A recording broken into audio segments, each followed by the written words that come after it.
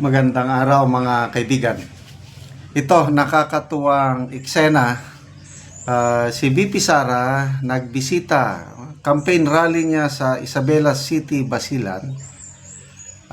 Nandun ang mga tao, maraming nagmamahal na kapatirang Muslim at Kristiyano sa Isabela City sa mga Duterte.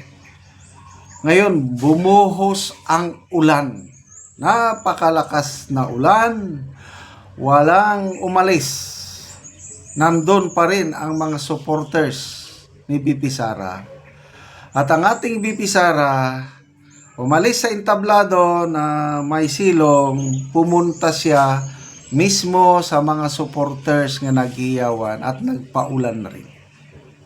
Yan po ang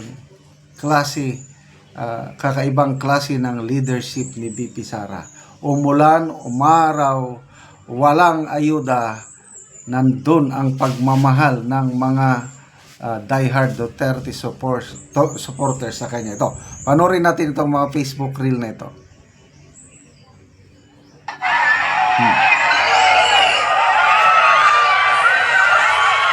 Malakas ang ulan. Yan o, may mga payong.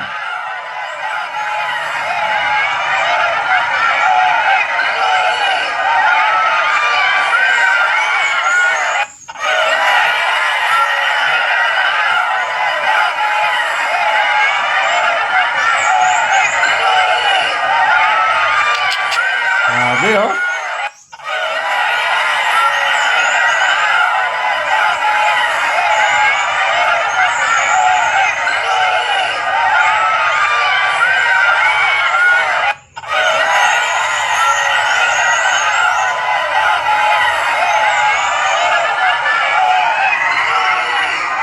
Nagbasa tayo sa mga comments.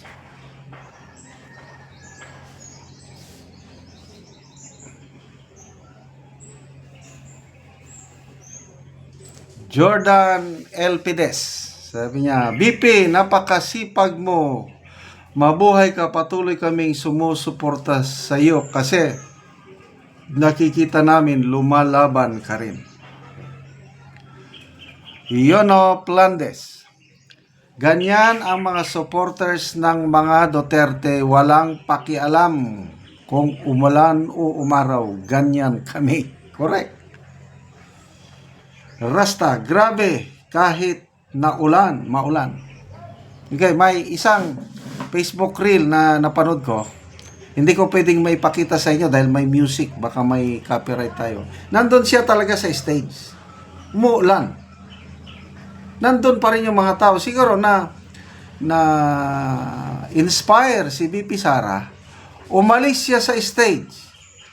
Bumaba na lang siya. Kaya ito, kikita na natin, nandun na siya sa mga tao, naulanan na rin si VP Sara. Yose Tobe, wow, grabe ka, love namo, inday, ulan init, support sa imuha.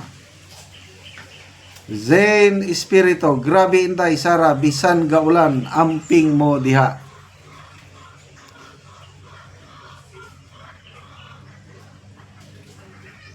Jamaria Maruhomzar, unta dili umulan unya 2 PM diri sa Kidapawan City. Ngayon nata Kidapawan Kidapawan sa pagbisita ni BP. Beng Inok, grabe maskin ulan kayo pero ang mga tao digyod mohawa. Wow, grabe.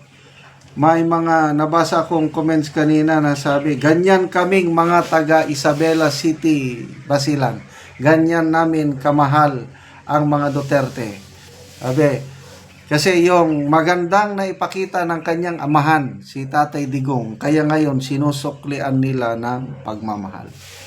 Ang tanong, ang kabilang kampo, ang Pangulong Marcos Jr., kaya ba nila yan? Kaya ba nilang mag-ipon ng ganyang kadaming tao na walang ayuda? Kaya ba nilang i-hold ang mga tao na kahit bumabagsak ng ulan? Wala pa akong nakitang activity ng kabilang kampo, alyansa na ganyan. Ako, first time kong Saan ba ito? I think Zamboanga, Sibugay, PDP rally, ganyan din. Umulan din, hindi rin umalis ang mga tao. Kailang wala si BP Sara. Mga senatorial candidates lang nandun. Hindi rin umalis ang mga tao sa Zamboanga rally, I think a month ago. But this time, I think kahapon ito, grabe ano? Bakit? Ang kawawa dito, mga security niya, kasi delikado eh. Nakikipaghalubila na ang Vice President. Paano kung may masamang elemento na gustong manakit kay BP Sara?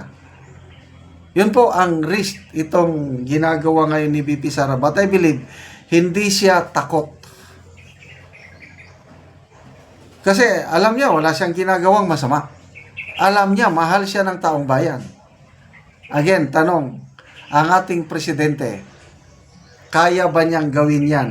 Yung umuulan, aalis siya sa stage, pupunta siya kung nasaan ang mga tao at magpaulan na rin.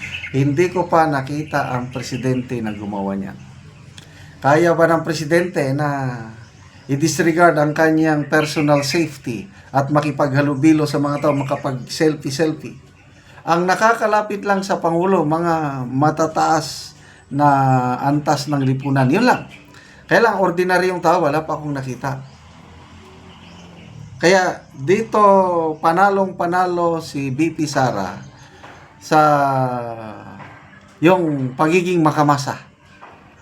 Alam niya, makarelate siya. Alam niya yung damdamin ng, kasi nga matagal siyang mayor. Pumupunta siya sa mga liblib na mga sitios ng Davao City. May napanood akong sa YouTube. Mayor siya, nag-volunteer siya na volunteer teacher sa napakalayong lugar. Kaya naging teacher, Inday Sara siya doon. Nagturo siya ng mga kinder. Ganyan po ang ating BP Inday Sara. Talagang sana 2028 na ngayon para mabutuhan na natin siyang presidente. Again, sana maraming PDP senators na manalo para makatulong sa nalalabing impeachment trial ni BP Sara. Yun na po ang pinaka biggest challenge sa kanyang political career, itong impeachment trial. Kaya nasa ating mga kamay ang karera ni BP Sara.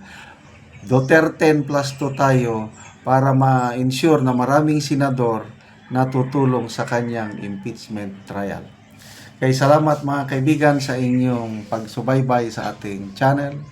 Nakakatulong kayo ng malaki sa Tribong Talandig dahil ang sweldo po natin ay tinutulong natin sa tribo. Namimigay tayo ngayon ng mga yero at pako para ma-repair ang sira-sirang bahay ng Tribong Talandig. Panoorin nyo ang video na ito. Mauna po ni ang balay niya pangayo og tabang katungod kay kawayan lang ang iyang atop o dugay na pod ni nga iyang atop og gatuluan.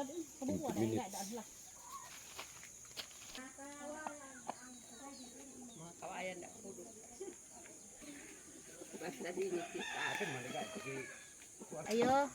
Ayo. Mayungod to. Mayungod to. So, sulod mis inyong balay. Sige. Ano ang ilang balay nga kawayan.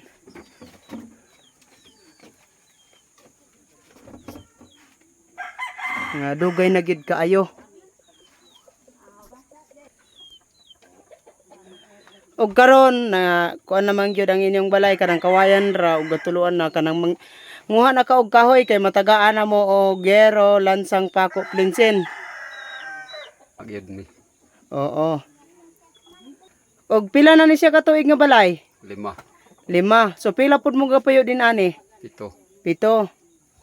So dagandagan mo gyud mo nga gapuyo din ani. Og karon unsay mong maistorya nga matagaan na mo og hero, lansang, pako, plinsin. Salamat sa kuan sa Ginoo pagtabang sa amo og sa nagbidyo. hinaot nga makapadayon pod ang suporta sa Ginoo og sa nagbidyo mo na akong makasulti. Padayon ang pagtabang sa pagsuporta sa Ginoo, panalangin og sa nagbidyo sa amoa. Mga dagan nga So, salamat kayo ya. salamat kaayo sa pagtabang. Oo.